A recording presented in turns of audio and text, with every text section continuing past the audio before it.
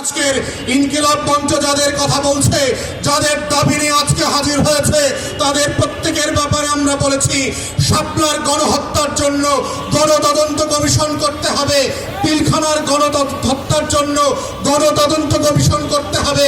কিন্তু আমরা দুঃখজনকভাবে দেখলাম পিলখানার থেকে দায়িত্ব এড়িয়ে একটা প্রজ্ঞাপন দিয়ে যে কমিশন দেওয়া হয়েছে তার ক্ষমতা খর্ব করা হয়েছে। সে মামলার প্রশ্ন আলোচনা করতে পারবে না, কোনো ফাইল রিকল করতে পারবে না, সাক্ষীদেরকে তদন্ত করতে পারবে না। ঠিক এইভাবে একই চক্রান্ত করে একটা আইওয়াসের কমিশন দিয়ে বাংলাদেশে আবার নতুন ষড়যন্ত্র হচ্ছে।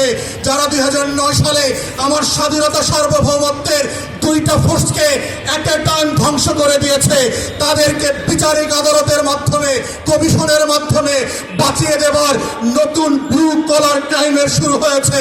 এই কমিশনকে দায়িত্ব খর্ব করে যেটা করা হয়েছে সেটাকে আমরা প্রত্যাখ্যান করছি এবং আমরা বলছি নতুন করে প্রজ্ঞাপন দিয়ে তার টার্মস অফ রেফারেন্সকে রিভাইজ করতে হবে এবং গণতদন্ত কমিশনের ফর্মে নিয়ে আসতে হবে।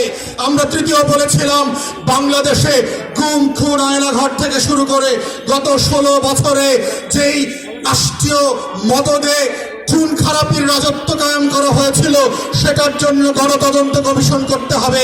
ঠিক একইভাবে দেখলাম একটা গুম কমিশন করা হয়েছে যার ক্ষমতা নয়, যাকে অযোগ্য লোক দেওয়া হয়েছে, পাবলিকলি সাফিসিয়েন্টলি ম্যান পাওয়ার দেওয়া হয় নাই।